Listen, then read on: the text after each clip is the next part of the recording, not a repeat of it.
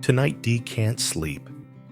One name keeps playing over and over in his mind, Huyen.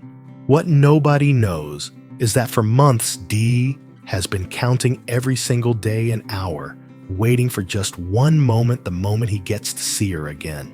But hidden beneath all his anticipation and longing is a secret so big it could change everything. If Huyen ever found out.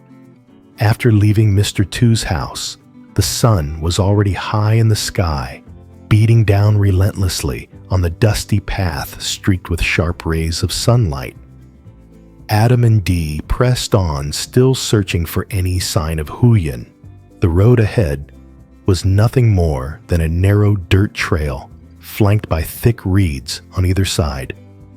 Occasionally, a breeze would sweep through, carrying the scent of damp grass and earthy soil. Dee kept glancing around anxiously. Every time someone walked by, he'd stop them and ask urgently, "Excuse me, have you seen a small woman? She has a little girl named Maya."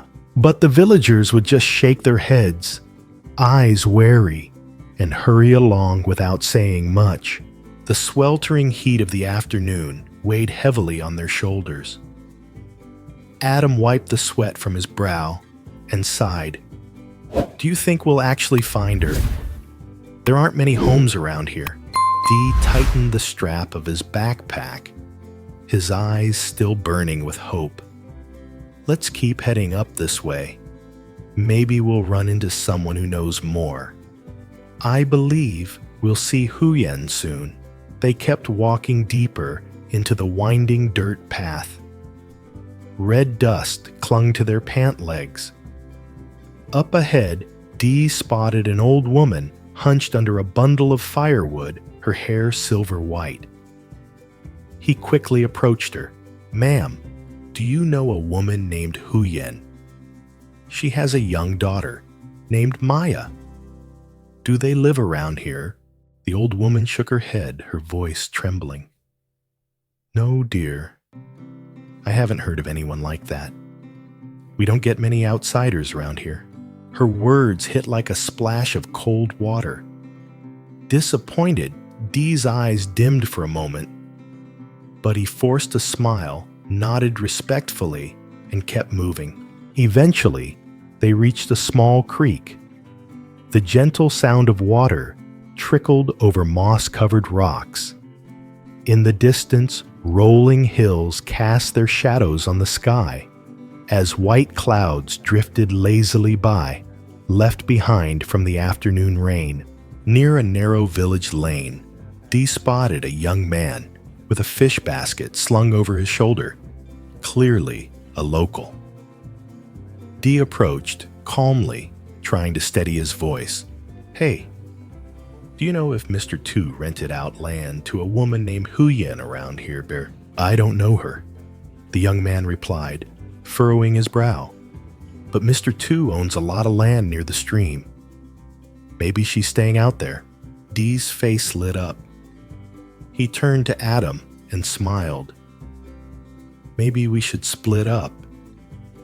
We might cover more ground that way." "Yeah, good idea.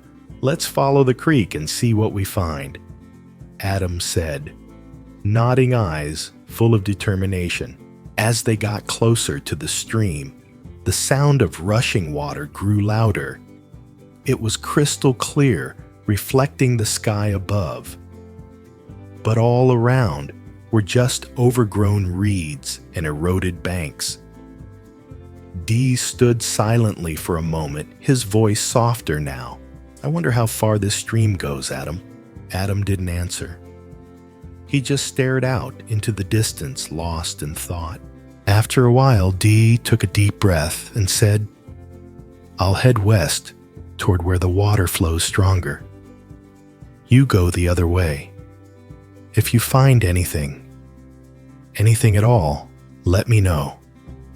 And be careful." "You too," Adam replied. "We're going to find Huyen and Maya, no matter what." Dee nodded, his eyes fierce with resolve. No matter how rough the terrain or how long the stream stretched, he had to find them. Huyen and Maya, his reason for holding on all these months, Adam trekked a long way, but the path remained empty. At the far end of the stream, the two met up again, exhausted, their clothes covered in dust. "I walked the whole length of the creek," Adam said. "Didn't see any newly built houses. What about you?" "Same here. But I still believe she's nearby." "We can't give up, Adam." Adam looked at him, placed a hand on Dee's shoulder, and said with quiet certainty, "We will find her, no matter what it takes." Far off in the distance, clouds began to gather above the hills. The sky turned a brilliant orange as the sun dipped low. Dee clenched his fist and made a silent promise to himself. "Huyen, I will find you, and Maya too. I swear it. I've searched everywhere and still can't find her," Dee panted, wiping away a mix of rain and sweat streaming down his face. "There are so many empty plots of land out here. I can't even tell where Mr. Tieu's property is." Adam glanced around, exhaustion written all over his face. "There's hardly anyone living out here. I haven't been able to ask a soul."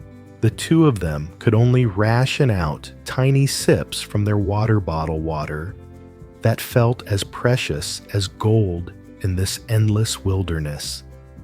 And then they pressed on, following the creek once again. At a sharp bend in the trail, Dee suddenly froze, hope sparking in his eyes. "This creek leads over to that clearing. Let's follow it and see." Adam was still scanning the banks for any sign of life when Dee suddenly cried out, voice full of shock and excitement, "Adam, I see Huyen." Dee pointed into the distance. Through the sheets of pouring rain, a small figure flickered into view. A petite woman with long hair, her pale blouse soaked through and clinging to her thin frame. Dee shouted, his voice trembling, "Huyen, it's me, Dee."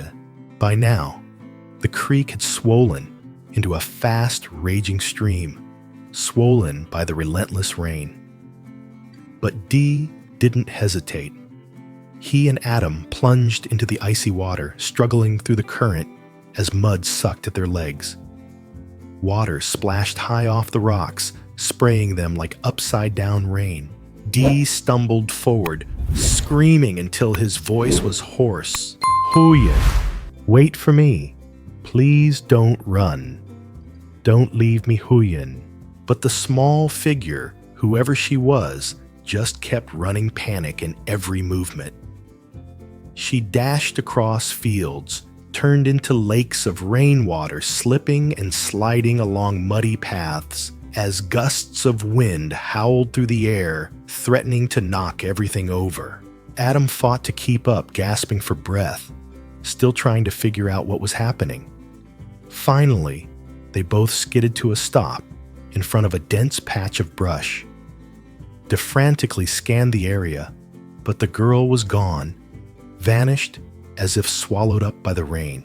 Adam placed a shaky hand on Dee's shoulder and said between ragged breaths, "Why would she run away from you like that?"